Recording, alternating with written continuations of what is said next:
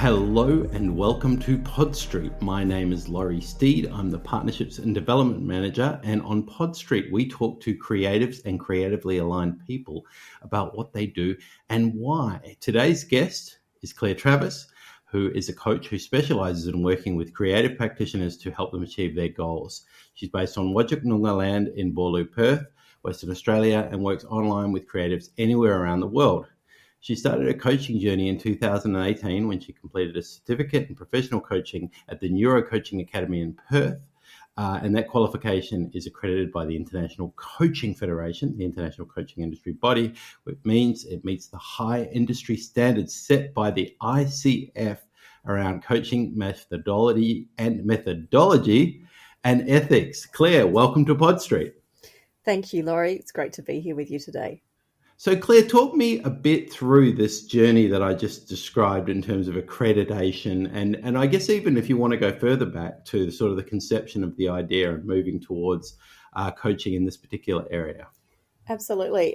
So coaching was something that I came to over quite a period of time where it really started out at a point where I became really interested in ways of changing ourselves, ways of helping other people achieve change, and really kind of diving deep into the factors that can either facilitate or inhibit those kinds of changes to occur. So for a while I was sort of kind of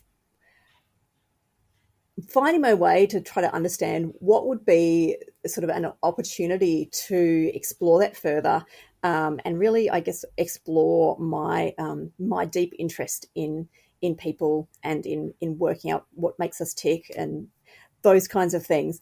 And after a period of time, I sort of ended up realizing that coaching was potentially a good fit for that. So I ended up doing finding a great coaching trainer here in Perth, and completed 2 different qualifications with her.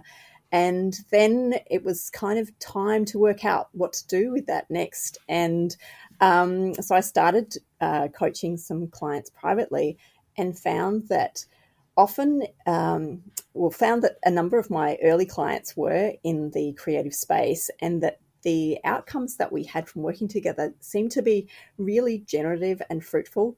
And then I kind of realized that it made a lot of sense because of the fact that as a child and teenager, I had been intensely interested in creativity and had done a lot of fiction and poetry writing, as well as coming from a family with a number of creatives in the visual arts in particular. So the language of creativity really resonated with me, and it was something that I was familiar with. And, it was also a little bit of a wake-up call to me about my own creativity, but it was a great opportunity to be able to reconnect with that side of myself and start working with some fabulous people that were at points of, either stuckness or potentially at some sort of crossroads, and find new and creative ways to get through that to the next part of their journey. Yeah, wonderful. And I should make a disclaimer here that I am one of those lucky people who has been able to work with you with my own creative processes, and I can't say enough good things. I guess with running the risk at exposing myself here in some way, what are the insights of the type of person do you believe that there's a type of person who's drawn to creativity, or do you think that creativity is within us all? Where's the balance within those two spaces? That's a really interesting question. Look, I think it's probably a mixture of both. Like, I do think that we all have an innate ability to be creative, although sometimes it's quite hard to tap into that for some people. Some people kind of will say, "Oh no, I'm not creative at all," but actually, then you dig a little bit deeper and you find out, that wow, they are fabulously creative in cooking or in yes, whatever it might be. But I do also feel as though people who tend to be very creative and be drawn to creating are often people who you might call them seekers, people who Mm, are searching for some of the deeper meanings and the deeper uh, understanding of why we're here, what we're all doing, and um, people who maybe have that ability to step back or step outside a little bit from our day-to-day life and ask some pretty big questions about why something's happening. So they often tend to be the people who are, whether it's quietly or loudly, um, providing some kind of opportunity for protest or some sort of opportunity to question why it is mm. that something is as it is. So I think that's been one of the common things that I've noticed over a lot of the creatives that I've worked with. Yeah, interesting. And so, what are the challenges that, without again breaching any sort of confidentiality and all that, what are some of the challenges that either lead to a creative being in a stuck state or that stop them from moving into the flow state from that stuck state? Hmm.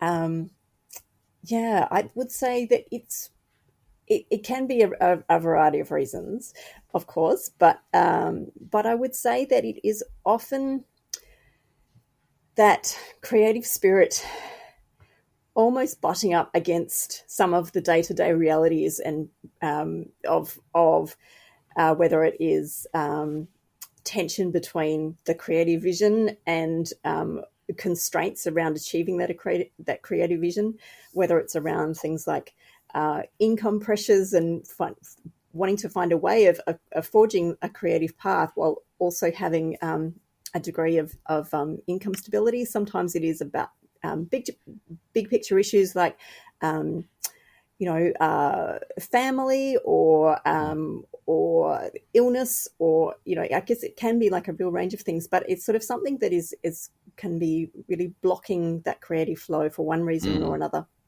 whether it is a physical problem or whether it is something around. Um, and I hesitate almost to use this word because it's sometimes really overused, but whether it's something about mindset, whether it's something where it's mm, an internal blockage that might be related to a lack of confidence about in a particular circumstance, or a taking on of self-criticism or external criticism about the creative process. So it can kind of be a uh, yeah, some sort of um, like a blockage you yeah, were some saying sort of that sort of blockage. stops them. So, That's yeah, right. like, Yeah. and so an internal sort of space. So then, what are the tools that you use in your area to, I guess, facilitate movement away from that critical space and into a creative space? Oh, I'm so glad you asked, Laurie.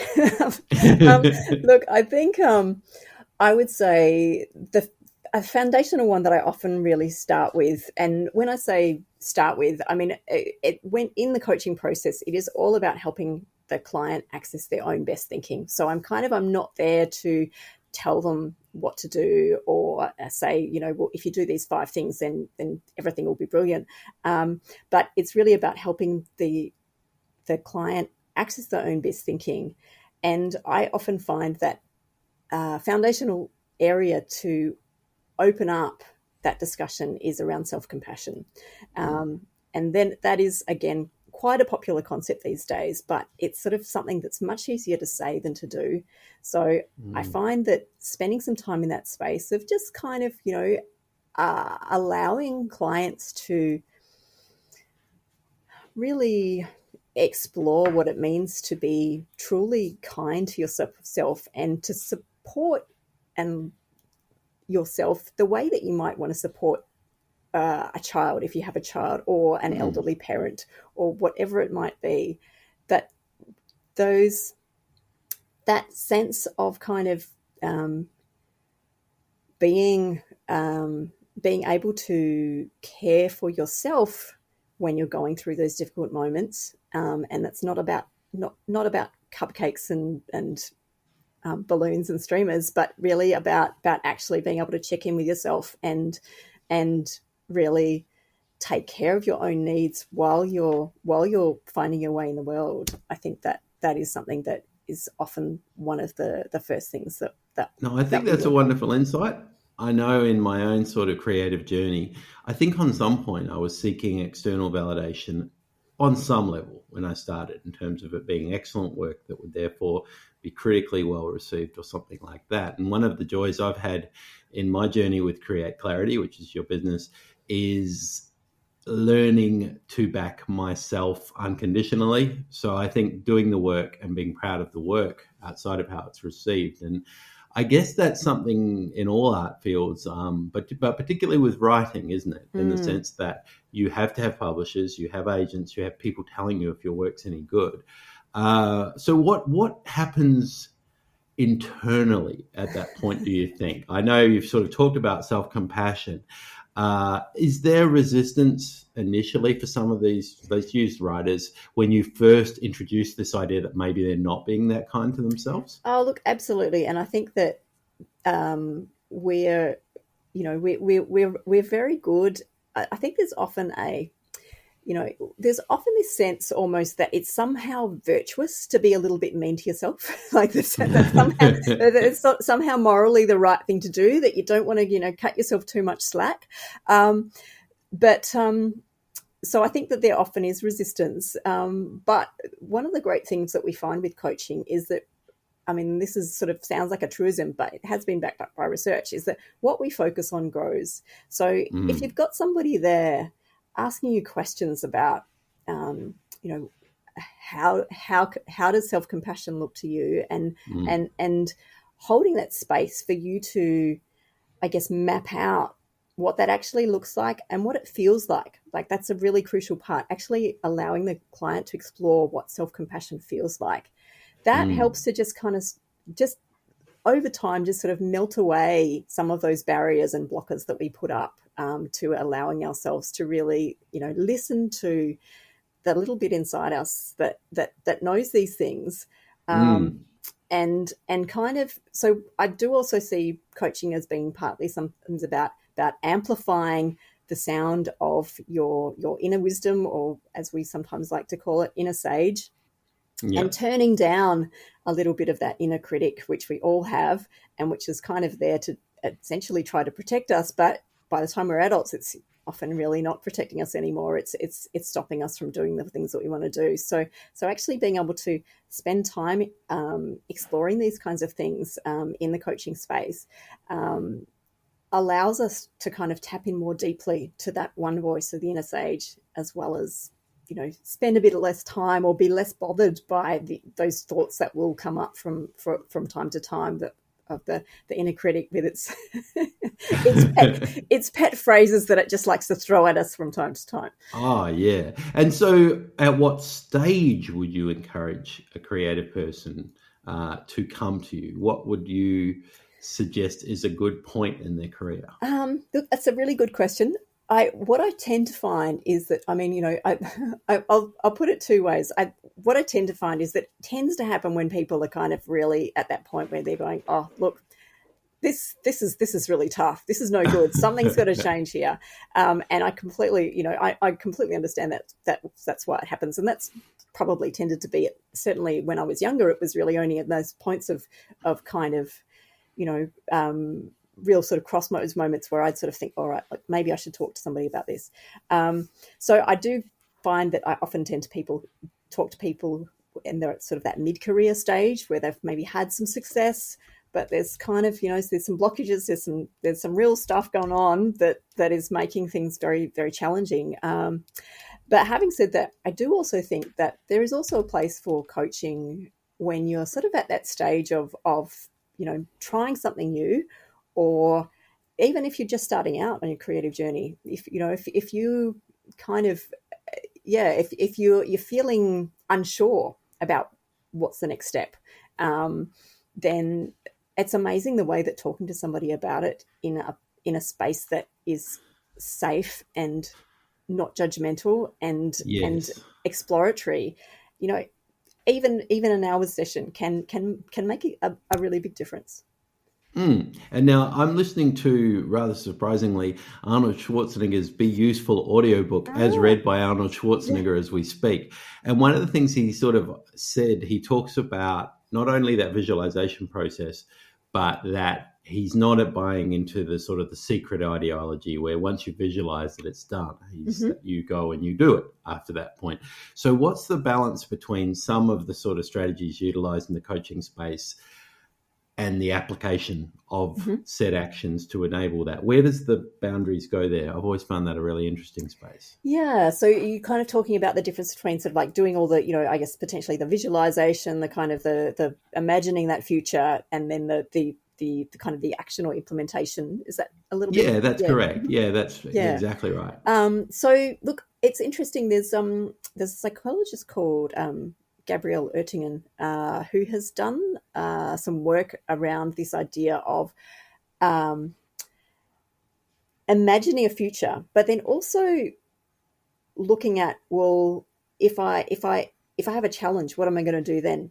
It's a Mm, very simple framework, but it really kind of, I think, brings things into reality, because what she's found is that if you're just thinking about the beautiful future, sometimes it can actually, it can be such a nice vision that the thought of actually taking real steps around it can feel quite frightening.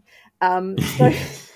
so her advice is that if you basically say, all right, well, if I have a what could go wrong, and then if that thing happens, what will I do next? So Mm, it's, and that's kind of, I guess, a really simple way of looking at it, and there are many more ways that you could look at it, that and go in more in depth. But I think that implementation, it is always really kind of important to kind of say, all right, well, this is my vision. What's my first three steps? What are my next three steps? Or you can look at the actual outcome and work back from that. But in terms of actually kind of sticking to that plan, it's worthwhile knowing that things are going to go wrong, and then yeah. saying, okay, well, when something goes wrong, what could I do? And if you know that in advance, you're less likely to get as rocked by it. So you might sort of wobble a bit, but you're more likely to stay the course. Well, I think that's a really good point because the nature, especially of the writer's life, is that rejection will be part of that at points. And Yeah. that can feel, I've certainly from conversations I've had with writers where they say, I didn't get this thing, Mm. that must mean dot, dot, dot. And it's like, well, maybe it doesn't mean that at all. Mm. Maybe it just means literally what happened. You Yes. didn't get this thing. And so that specification, I know I found really helpful while working with you, is this idea of what am I going to do now? And what am I Mm-hmm. going to do now? And really compartmentalization of what was Mm. into the past and go, okay, well, what am I looking at right now? Yes. And heaven forbid I catastrophize it all at any time, or any other Yes, writers do the that's right. same. Heaven So, forbid. yeah, that's an interesting Yeah. space all in Yes. itself. And I think you're right. I think that coaching does have very much a future focused approach. So it's kind of it's not dismissing the past, but it's kind of saying, Mm, all right, well, where are we now? And let's have a look at what's down the road. So I think that it's kind of um, just sort of always orienting us back to what's next. mm. Yeah, which I think. And then if we expand from that, the other idea that comes up and be useful is this idea that sometimes we are given a goal and we settle for that goal instead of finding our passionate version of what our goal might look like. Mm. So I thought that was a really interesting one too. How do you balance those big dreams or those big goals with the potential for setbacks along that road once you've set your massive goals? Yes, yes. I mean, I think I think this is going to be different for everybody, but Mm, I do feel as though there's there is something about that self compassion piece and that kind of ability to kind of let go a little bit of kind of wanting to know in advance all the time how mm, things are going to work out. So kind of, I guess, that like developing your capacity to be present to what is happening at any particular moment, and kind of, yeah, it's a tricky thing, that it's sometimes holding on really tightly to one goal can actually, I guess, put the blinkers on to other great things that might be out there. So if we can find a way to hold those goals, like to be, compassionate and committed to them, absolutely, but somehow to hold them a little bit lightly, to kind of say, well, if I don't win the Nobel Prize this year, and sorry, I'm using a bit of a silly example there, but if it's not this year, that's Yes. okay, and kind of again, easier said than done. And I'm certainly not pretending that this is something that in my everyday life I find a straightforward thing to do. But if we can kind of look at those different parts of the journey, and the bits that feel really hard and really confronting, if we can actually see them as part of a bigger whole and say, all right, well, look, I love the idea that you can use an experience as useful feedback from an experiment, or that you can say that it is it's kind of another twist or turn in the story. So I kind of somehow reframing those Yeah. failures or setbacks as actually being part of the greater whole, and being part of what you have to go through to get to those successes, I think can And sometimes. you talked before about this idea of being too attached to one particular outcome. I know John Kay wrote this book, Obliquity, which is kind of about that principle Mm-hmm. too. And I found it in my own writing career. I remember going for Iowa to go to the graduate fiction workshop at a time when I couldn't get a story placed in an Australian literary journal, and it just seemed like the craziest thing to do. And then Iowa came through, Mm. and it was something about the detachment of doing that when I'd been so attached to the outcome of being published in these literary journals. So I guess that's an interesting space too. And it's really, I don't know, you'd be able to word it better, but I feel like to me, it's going past that initial critical response of that's silly or that's Mm. ridiculous. Like, so many good things have come into my life where I veered right when I was going to go left. So yeah, do you want to talk a bit about obliquity and things like that? Yeah, absolutely. And look, I'm going to say I'm not familiar with that particular Particular text? Yep, that's all right. text, but I think just that idea of allowing yourself to do the thing that might feel silly. Mm, I think that is can be really powerful, and I think that is sometimes like that kind of space can be something where working with a coach can be useful, because a coach is sort of, they're really there to kind of actually say, rather than kind of to shut things down, coaches are about sort of, tend to be about opening things up and going. And so, yeah. if you tell me that, that your dream is to be doing something that's, audacious, I'm likely not going to say, oh, well, that's a terrible idea. I'm going to say, wow, that sounds pretty interesting. Tell me more about that. And how could that end up happening? Like, what would be the things that, what do you think you'd need to get in place for that to, become a reality? So, I think it's sort of allowing yourself to kind of say the thing that you really want to say and do the thing that you really want to do, as, it's amazing where it can take you. How do you ensure that you sort of connect them with what their goals are? Like, how Yeah. do they work through that? Yeah, that's a really good question, because certainly that is something that happens sometimes, that people will just kind of go, oh, look, thought I knew where I was going with this, and the thing that I thought that I wanted to work towards, all of a sudden that's just not appealing. Like that feels like it's not a live live project for me anymore.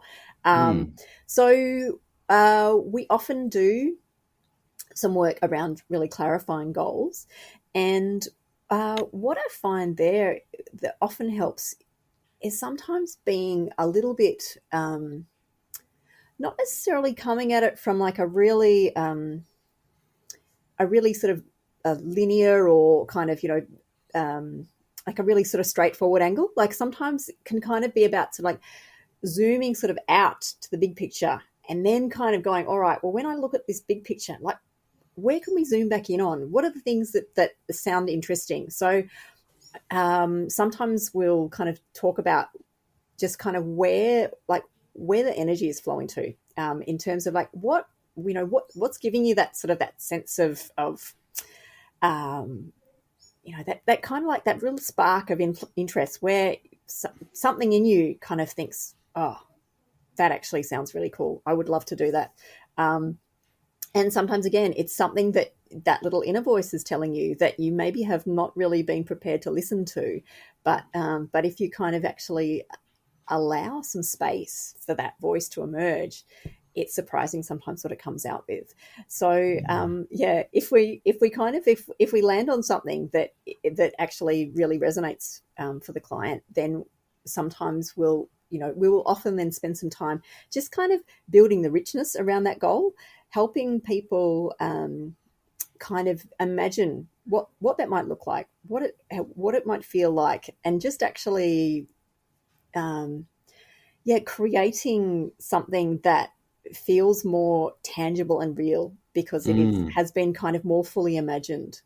Yeah, Does I that can make sense? absolutely, I agree with that and endorse that. That in my own experiences while working with you, uh, the sort of critical voice almost mutes a bit, and then Mm, what happens is the experience is visualized, comes out in all colors of the rainbow, and mm, there's a real intensity to it. So I think sometimes that act of belief can be very tough for a writer because of the nature of rejection that comes at mm, oneself, and even that initial fear of being that open and that vulnerable and that authentic and seeing how it goes. There's sort of a faux version of that often with socials where people go, oh, look, if you're doing it there, but that is a conditional space. It's a bit different to actually being on the page as mm, yourself and sending things out in the world with no idea of pretense or a target market. So I think for myself, it's a deeply helpful thing to interrogate not only what one's writing, but I guess why mm. and what I actually want out of my own writing career. So that to me is the really interesting side of it. And so I guess the other question, which is probably a natural one to sort of come to, is do you have a vision, I guess, for either the business itself or the creative community of Western Australia and beyond? Oh wow, that's that's yeah, that's um a a lovely and wide ranging question, Laurie. This is how I roll. I think I learned from a coach somewhere to sort of open up the question and see how That's it goes. great. So, so in terms of, I guess, my vision for the business, I mean, I guess, this has probably been said by many people before me, but, I love the idea of maximizing my impact of Mm, working with, there's this idea, I like to see what I do as sort of helping to engender flourishing.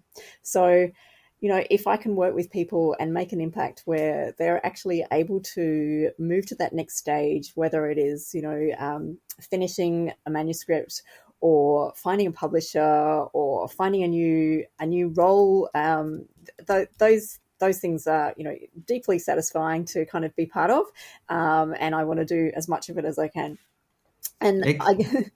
and I guess in terms of like a vision for the WA writing community, I mean, first of all, I think we both know that it's an amazing community, very Oh, no supportive doubt. and connected and collaborative. My vision would be, I'm going to say, not only for the WA writing community, but even broader than that, my vision would be that we get to a stage where we fully acknowledge how important creativity is to Mm, all of us and to the mm. world and to the well-being of the world. Yeah, Um, yeah. I kind of feel as though we will be a fully evolved society when we get to that stage of fully embracing and understanding that. That's probably sounds a bit evangelical, but I know I'm amongst friends, so Yeah, yeah. absolutely. No, I Um, love that. I love that idea. And I really love that creatives have an ally of sorts while in the trenches in the drafting process, mhm, because obviously publishers come along when a book's ready and things like that. But to me, I think it was Stephen Pressfield who wrote The War of Art. And there's this mm, idea of like doing the work on the page day to day. So it's a wonderful thing you do, and I'm personally very grateful for your services. If people thanks. are Great. interested, I'm guessing the best bet would be them to head to createclarity.online. Is That that the best place that for them would to be go? that would be right, absolutely. So you can reach out to me via my website. You can book in for a 20-minute introductory conversation, or a longer discussion, and can also sign up to my newsletter, my occasional newsletter, and I have some free resources on my website as well, including what I call my 8 C's framework for creative clarity, which is sort of provides a bit of a self-coaching framework using some principles from coaching and from what we know about well-being. So certainly encourage people to take a look if they're interested. It's been such a pleasure to have an opportunity to talk to you today, Laurie, and tell you a little bit more about coaching from the other side. It's wonderful to learn more about coaching from you, Claire. I will leave it for now for the sake of the brevity of the podcast format, although I could talk to you for a whole lot longer. But for now, all that remains is for me to say thanks for coming on Pod Street, and I hope to talk to you again soon. Thanks, Laurie.